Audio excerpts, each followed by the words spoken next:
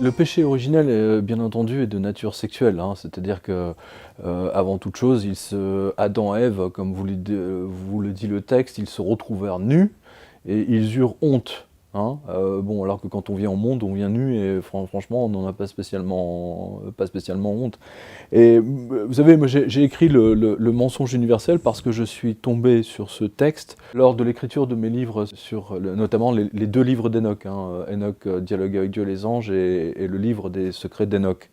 Enoch m'a obligé à faire des recherches extrêmement poussées dans la littérature sumérienne. Je suis passé deux, trois fois sur ce texte, mais enfin, je ne l'avais pas lu, hein. Je ne me suis pas rendu compte. Il a fallu que, en lisant un ouvrage du professeur Kramer, je crois, que je dis, mais c'est quoi cette tablette Enki et Ninursag, où on a une déesse qui donne naissance à partir d'une côte. Hein, c'est quand même pas commun, hein, parce que n'oubliez pas, Dieu prend une côte d'Adam de laquelle il va fabriquer Ève. Hein, on a cette notion, pourquoi une côte, hein, pourquoi pas un doigt, je sais pas, un cheveu, enfin je sais pas, ce serait plus simple. Vous voyez ce que je veux dire, il y a quelque chose qui a jamais collé, tout le monde l'a senti, tout le monde l'a vu. Et en fait, j'ai découvert le texte d'Enki et Ninursag, et je me suis pris mais vraiment une gifle, mais ça m'a littéralement passionné. J'ai passé un an vraiment à parcourir toute la littérature sumérienne disponible, et c'est là où j'ai eu l'idée effectivement d'écrire le mensonge universel, parce que je me suis rendu compte qu'en fait le texte de la Genèse, tel qu'on l'a aujourd'hui dans la Bible, est un texte totalement bidouillé, maquillé. C'est un mauvais texte et surtout c'est une mauvaise traduction d'un texte sumérien qui raconte en fait la vie de Enki et de Ninursag, donc déesse sumérienne, l'équivalent de la Vierge, hein, de la Vierge Marie pour les catholiques. Là on est en 2900 avant Jésus-Christ quand même, hein. N'oubliez pas, le texte sumérien est écrit 2900 avant Jésus-Christ, et l'écriture de la Genèse, de ce que les spécialistes appellent le rédacteur, le scribe J, hein, eh bien en fait, on a la preuve, grâce à ces textes, grâce à toutes les traductions, que justement, c'est une mauvaise traduction du texte sumérien, dans lequel vous avez une déesse qui naît à partir d'une côte. Vous pouvez prendre tous les livres de toutes les bibliothèques, de toutes les histoires de la Genèse, de la création du monde. Il n'y a que deux textes très précis où Dieu prend une côte, hein, pour faire naître un autre être humain. Dans le livre, vous avez en page 17, vous avez un tableau comparatif. À gauche, on a les textes sumériens. Et à droite, vous avez donc la même chose, mais c'est le rédacteur hébreu, c'est-à-dire à gauche c'est 2500 avant Jésus-Christ, et l'autre c'est 900 avant Jésus-Christ. Alors d'abord, au début, c'est ça qui est intéressant, écoutez bien, Dieu est féminin, d'accord ? Chez les Juifs, il devient masculin. Ensuite, pour les Sumériens, Dieu a formé les hommes et les femmes avec de l'argile. Pour le scribe hébreu, il a formé Adam avec de l'argile, ok ? Il a séparé les cieux.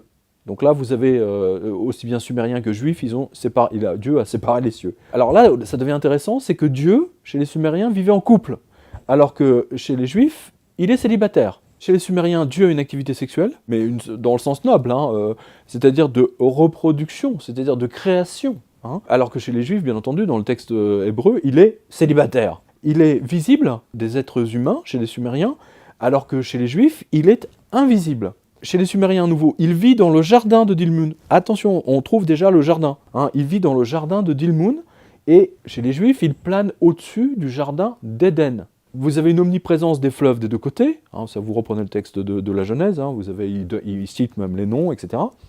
Vous avez des présences de pierres précieuses, c'est très important. Vous avez des pierres, des pierres précieuses dans tous les sens, hein, c'est très narratif, vous l'avez dans le début du texte de la Genèse. Et alors attention, là on vient au cœur du sujet, si j'ose dire. Vous avez la petite déesse, Utu, qui est séduite par des fruits. Elle est séduite par des pommes, d'accord ?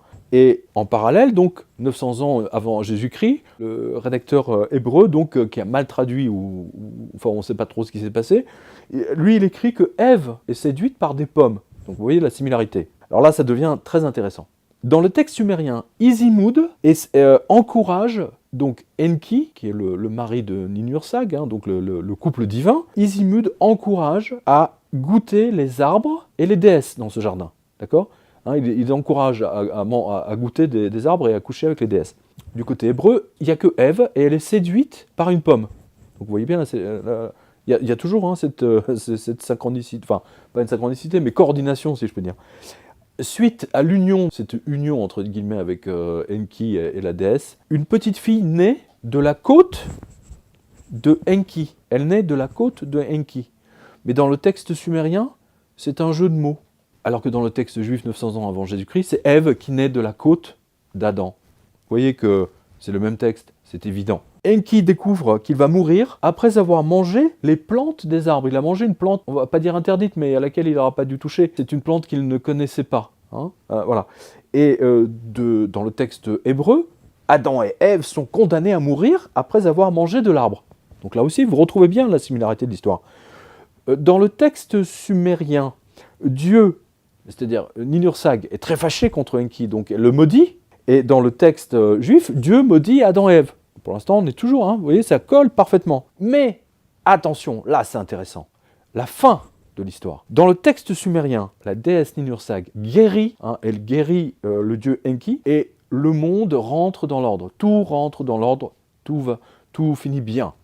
Dans le texte juif, en revanche, c'est très intéressant. Adam et Ève sont condamnés et doivent quitter le jardin d'Éden. Et donc cette espèce de condamnation, si vous voulez, qui va alimenter, bien entendu, l'intégralité, si vous voulez, des théologiens juifs, mais en même temps chrétiens.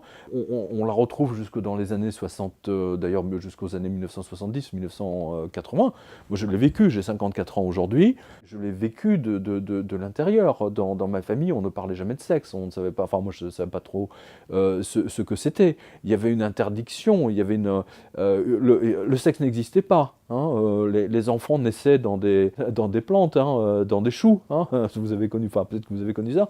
Mon père m'a raconté une histoire absolument invraisemblable lorsqu'il s'est marié avec sa seconde épouse. Le soir même des noces, donc il rentre à la maison, enfin chez sa belle-mère donc, et la belle-mère, hein, toute empreinte vous savez, de cette componction culpabilisante de condamnation de la sexualité par les catholiques, etc., a interdit à mon père et à sa nouvelle femme de fermer la porte de leur chambre parce qu'elle ne voulait pas qu'elles fassent leurs bêtises sous son toit. C'est quand même absolument délirant.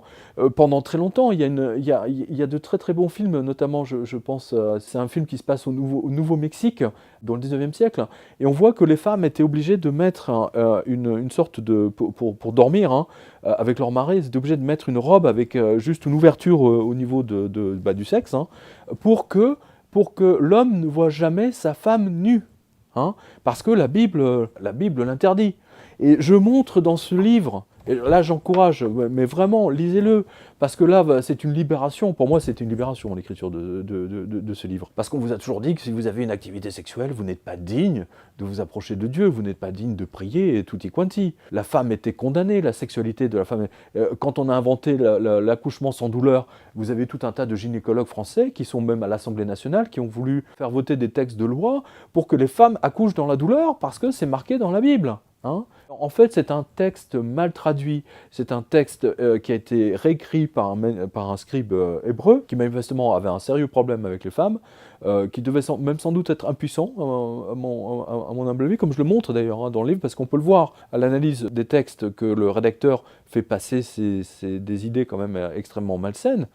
Et justement, il y en a un qui va populariser ça, c'est Paul, hein, Saint Paul, qui va donner toute cette église misogyne, qui déteste les femmes. Je pense notamment, Saint Augustin nous a fait tout un truc, je ne me souviens même plus si c'était émasculé, simplement pour être encore plus proche de Dieu. J'ai mis en exergue quelque chose d'assez intéressant, c'est une citation de Saint Augustin. « Je veux me remettre en mémoire les souillures de mon passé et les infections charnelles de mon âme, non pas que je les aime, mais pour t'aimer, mon Dieu. La vérité me l'avait fait entendre de ta bouche, des eunuques amputés par un acte personnel à cause du royaume des cieux. » La sexualité de la femme a toujours été condamnée à cause de ce texte-là. Hein, que ce soit chez les juifs ou chez les... je me souviens, j'avais rencontré un médecin juif qui était très drôle et qui disait « Mais vous catholiques, vous vivez de la culpabilité permanente, mais nous, chez nous, c'est encore pire. »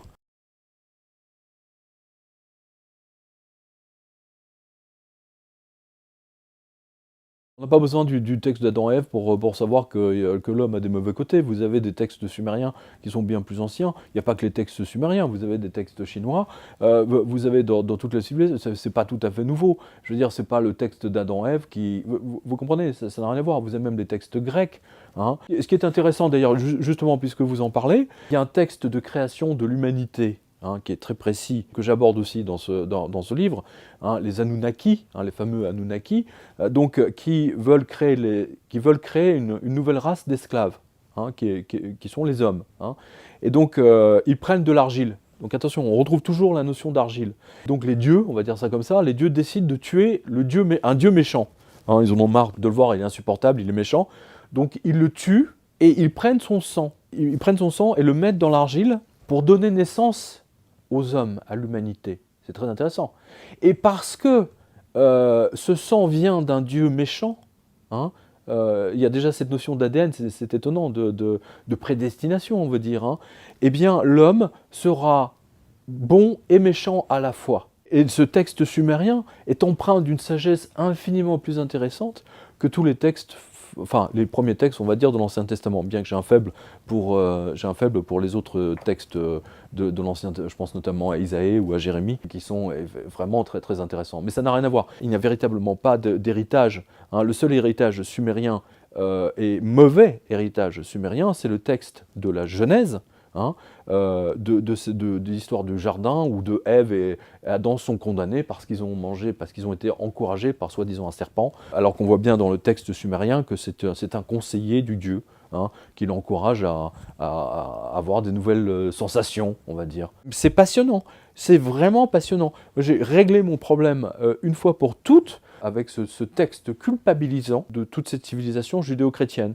Hein. Ça va même beaucoup plus loin que ça, c'est-à-dire qu'on voit que la mauvaise interprétation, la mauvaise traduction, ou comme on veut, peu importe les raisons qui l'ont amené à mal traduire ce texte, a entraîné un quiproquo géant qui a été la source de millions de souffrances à cause de la sexualité condamnée de l'humanité. Hein, vous n'aviez pas le droit, hein, je ne sais pas si vous imaginez, au Moyen-Âge, entre les différentes fêtes, les fêtes de Pâques, entre les règles des femmes, où elles ne pouvaient pas avoir dans la section, je ne sais plus combien, 10 jours avant et 10 jours après, etc. En fait, il vous restait une fenêtre de tir, si je peux dire, vraiment réduite. Hein, vous pouvez faire l'amour à peu près avec votre épouse, peut-être 10 fois dans l'année. Hein, voilà. Tel était le programme établi par le Vatican au XIVe, XVe siècle. C'est effroyable. Hein. Quand vous pensez, si vous voulez, que la plupart de ces prêtres célibataires étaient... je ne vais pas dire homosexuels, mais comme le disait Andrew Greeley, qui était un prêtre de Chicago, je crois qu'il est même devenu cardinal, la plupart des prêtres aujourd'hui sont homosexuels. Hein, ceci explique cela. Hein. C'est une aberration pour moi, c'est une aberration totale. Et tous ceux de ma génération, on va dire, je ne peux que les encourager à le lire parce que c'est un texte libérateur. Le texte de Enki et Ninursag est libérateur. C'est un texte vieux de quasiment 5000 ans. C'est une mémoire de l'humanité phénoménale.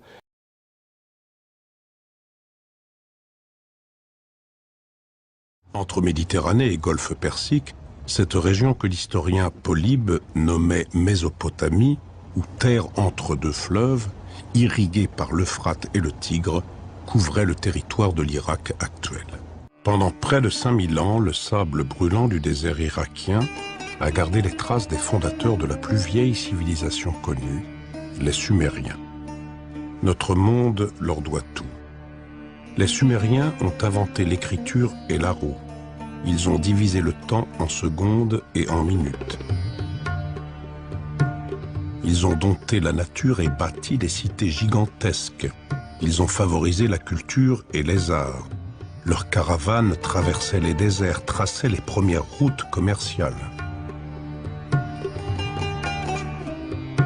Leurs récits ont inspiré nos mythes fondateurs. À l'Académie des sciences, on ne savait rien des Sumériens jusqu'au XIXe siècle. On ne savait rien. C'est suite à des découvertes tout à fait archéologiques, tout à fait surprenantes, et à des tablettes cunéiformes, qu'on a découvert la civilisation sumérienne, et surtout, au scandale, ils avaient l'écriture. Au milieu du XIXe siècle, on ne connaissait de l'Ancien Orient que ce qu'en disait la Bible. Français et Britanniques rivalisaient alors dans la course aux découvertes. Et les trouvailles furent surprenantes. Un passé insoupçonné surgissait des entrailles de la terre. La Mésopotamie avait donc été le berceau d'une civilisation. Mais en quoi ces trouvailles étaient-elles exceptionnelles?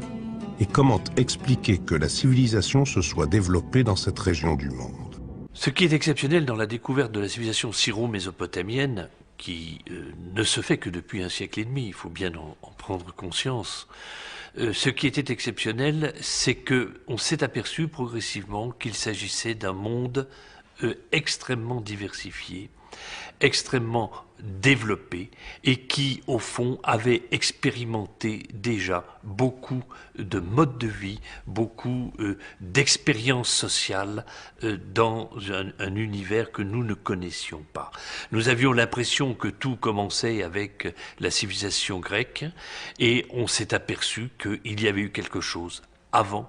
Il y a cette fameuse scène que je raconte d'ailleurs dans le livre, où un scientifique juif français s'est battu physiquement avec un autre scientifique qui expliquait sa découverte sur les Sumériens, il disposait de l'écriture, et donc il avait pris sa canne et lui avait fracassé sur la tête, il l'avait vraiment frappé, parce que seuls les Juifs avaient été les élus de Dieu et qu'ils avaient l'écriture.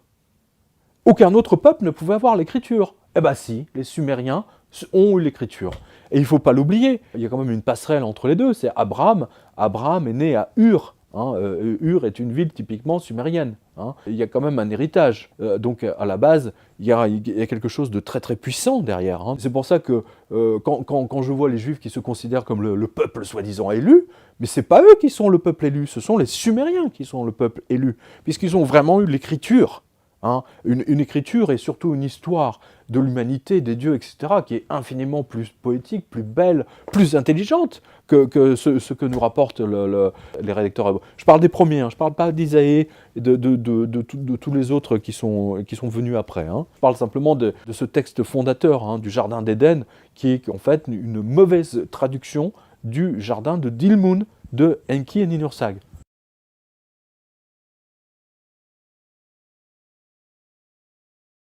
Il y a un tabou parce que, c'est ce que j'explique dans le livre, quand on a découvert Sumer, c'est-à-dire fin 19e, début, d'un seul coup, si vous voulez, on a découvert qu'il y avait tout un savoir de disponible et que là, on touche à des sujets extrêmement sensibles. Or, les grandes universités américaines, anglaises, etc., leur vie dépend des dons financiers de gens très riches, ou etc. Et s'ils allaient amener un texte destructeur de la Bible, du livre de la Genèse, vous imaginez le scandale. Personne, aucun sumérologue n'a osé monter au créneau publiquement pour dire « voilà le vrai texte du livre de la Genèse », parce qu'ils allaient se faire démolir après, et puis ils allaient se faire retirer leur budget, qui finançait leur recherche sur le terrain, et surtout pour le déchiffrer, parce que déchiffrer un texte, vous avez vu la complexité absolument invraisemblable, surtout tenant compte du fait, si vous voulez, que le texte a évolué. L'écriture cunéiforme a évolué sur quasiment 3000 ans. C'est plus du tout la même au début qu'à la fin. Et c'est pour ça que quand je vois des soi-disant spécialistes qui lisent le sumérien, il faudrait qu'ils m'expliquent de quelle époque ils parlent. Parce que c'est pas tout à fait la même chose. À la limite, c'est carrément des écritures ou des langues différentes.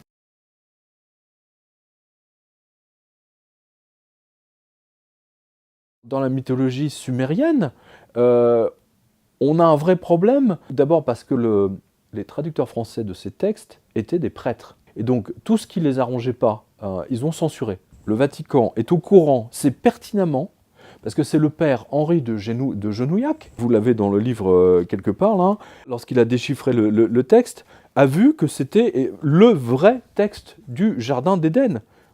Pensez-vous que le Vatican ait fait une communication en 1913 en disant « Attention, nous avons retrouvé le vrai texte du Jardin d'Éden. Voici la vraie signification, voici la véritable histoire. » Le texte de la Bible, de l'Ancien Testament, le livre de la Genèse, n'est qu'une mauvaise traduction. Pas du tout, ils se sont bien gardés, surtout pas. Il a travaillé, donc il a déchiffré la tablette d'Enki et Ninursag, qui est au Louvre, et il a publié la première traduction française en 1930, dans une revue très très spécialisé, réservé uniquement aux sumérologues ou assyrologues. Texte cunéiforme du Louvre numéro 62. Hein, donc d'ailleurs, au passage, je remercie le professeur Durand et son assistant pour m'avoir ouvert les portes du département d'assyrologie de la Sorbonne. Parce que j'ai passé beaucoup de temps là-bas pour justement pouvoir donner le texte de Enki et Niedersag. Et surtout, un grand merci au professeur Hattinger, suisse, qui a eu vraiment la gentillesse de me confier sa traduction de la tablette. Le professeur Hattinger est le seul spécialiste mondial de la grammaire sumérienne. Oui, donc c'est chapeau bas, comme on dit. Hein. Je suis en admiration devant ce genre de personnes.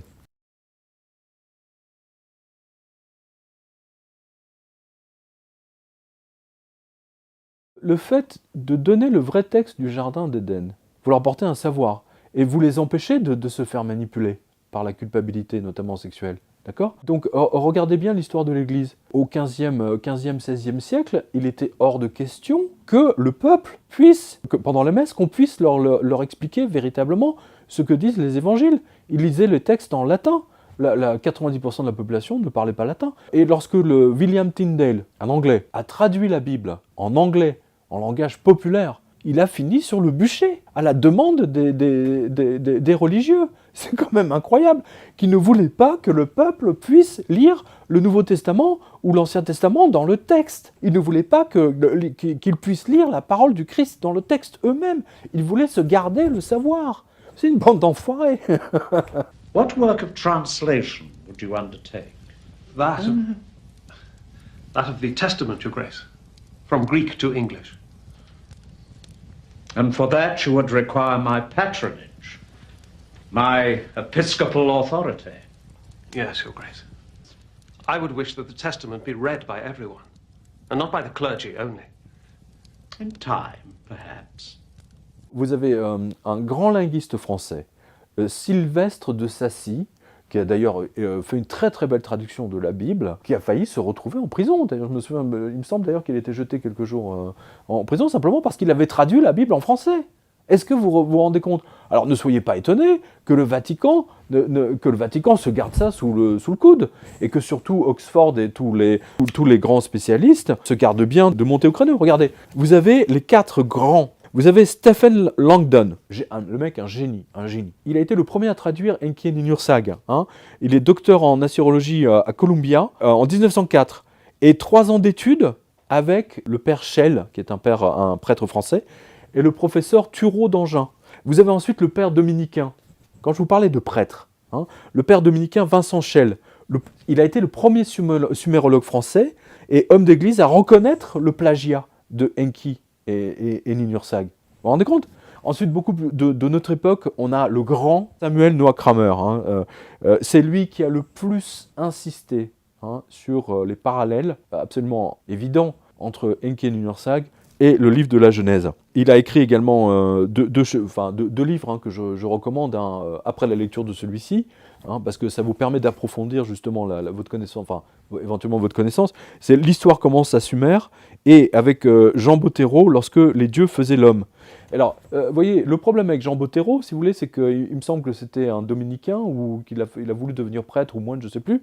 Et donc, quand vous lisez Bottero, il se garde bien de montrer que le livre de la Genèse est un plagiat de Enki et Ninursag. Parce que ça remet en cause l'intégralité, si vous voulez, c'est tout l'édifice théologique qui s'effondre. Hein. Et ce qui est intéressant d'ailleurs, c'est que la parole du Christ en ressort grandie dans cette affaire. Hein. C'est-à-dire qu'en fait, d'un seul coup, tout ce qui est livre de Genèse, vous le mettez à la poubelle, vous pouvez déchirer les pages, direct. Et le livre le Nouveau Testament, en fait, reste, effectivement, on sort, mais alors là, orné de diamants, quoi. C'est merveilleux. Alors, je vais vous lire très, très brièvement le synopsis très précis du livre Enki et Ninursag que le rédacteur de la Genèse a soit plagié, soit mal traduit, peu importe, enfin, il a bien bidouillé. Voilà. Le narrateur, donc l'auteur du texte, décrit Dilmun et plusieurs villes de Sumer qui sont toutes splendides et immaculées, mais elles ne sont pas finies, elles sont inachevées. Ensuite, l'auteur pose un repère temporel. L'histoire se passe après que Enki, c'est le dieu des eaux, se soit allongé près de sa déesse Nintsikila, qui est en fait qui désigne en fait Ninursag. Donc le dieu et la déesse s'apprêtaient à faire l'amour. Et ensuite, il décrit un monde où rien n'existait encore, et il explique que la déesse a reçu la ville de Dilmun en cadeau. Mais elle ne sait pas quoi en faire, parce qu'à Dilmun, il n'y a pas d'eau. Voilà. Et donc il y a un petit passage où il est décrit ce que Dilmun doit recevoir comme eau, hein, c'est très important, et il ajoute une précision géographique qui est symbolisée par une maison au bord d'un quai. Voilà. Ensuite, il y a des paysans, enfin des humains qui doivent donner des cadeaux à Dilmun, et le narrateur nous explique que Dilmun est vraiment très agréable à vivre. C'est comme le jardin d'Éden en fait, hein, c'est vraiment ça. Voilà. Alors, là on arrive aux choses sérieuses. Enki, donc le dieu des œufs, se tourne vers sa déesse, Ninursag, et tout excité, notez-le bien, donc c'est une façon donc en érection, il arrose le pays d'eau et de verdure avec son pénis. Ensuite, il fait l'amour avec elle dans le marais. Voilà. Donc vous voyez bien que la création du monde, exactement comme je le disais précédemment avec le dieu Ammon, hein, c'est une création avant tout sexuelle. Hein, c'est une création des dieux. Voilà. Et en compagnie d'Izimud, donc son conseiller, Enki découvre une petite fille qui va naître de cette étreinte, parce que la déesse Ninursag, au lieu d'accoucher en 9 mois, elle, parce que c'est une déesse, elle accouche en 9 jours. Et elle devient adulte aussi en 9 jours. Voilà, c'est important. Je vous garde la surprise pour le reste, parce que vous allez voir que c'est une histoire avant tout très sexuelle. Hein, et c'est amusant de voir que le livre de la Genèse, justement, va faire l'effet inverse, c'est-à-dire condamner la sexualité, rendre les gens coupables, etc. Interdire le sexe, interdit d'être nu, cacher ce sein que je ne saurais voir, et je vous en passe, c'est des meilleurs. Si vous discutez avec vos grands-parents, ils vous expliqueront que à leur époque, hein, il n'y avait pas de télé, que la sexualité c'était quelque chose d'extrêmement caché, et que la vue, hein, comme le raconte d'ailleurs l'écrivain allemand Goethe, hein, la vue d'une simple cheville, ça rendait les mecs complètement fous.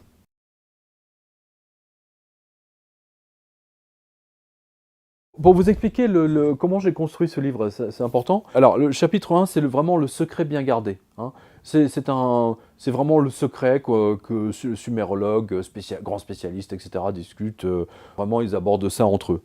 Alors, donc le chapitre 2, c'est une tablette qui excite les exégètes, mais dont il ne faut surtout pas parler. Hein. Donc, c'est la tablette secrète, hein, à nouveau.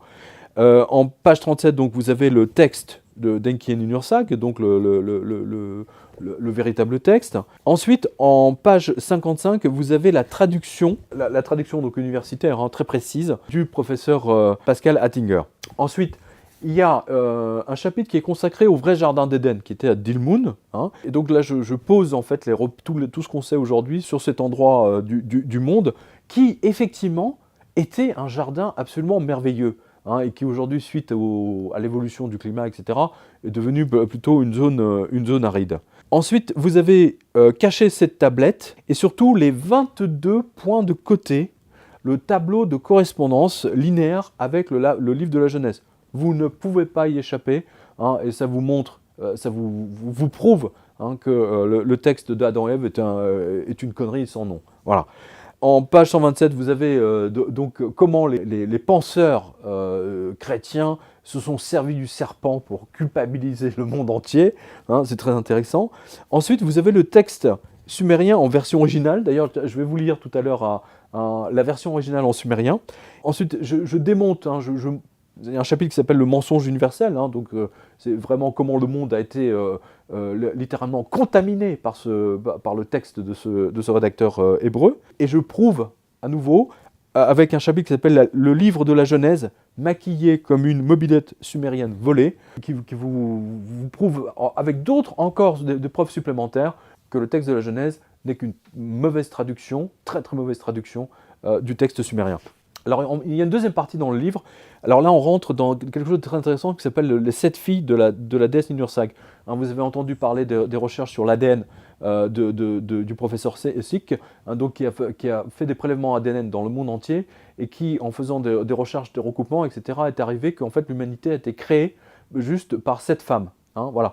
Et donc, il se trouve que les textes sumériens vous disent exactement la même chose. Hein, il y a 5000 ans, les Sumériens expliquaient que tout ça a été créé par 7 dieux. Hein, voilà, c'est intéressant. Et ensuite, vous avez un chapitre notamment sur le livre de la Genèse tel qu'il aurait dû vraiment dû être traduit dans la Bible. Voilà, et bien entendu, un historique des tablettes et chronologie biblique. Alors ça, c'est vraiment très intéressant.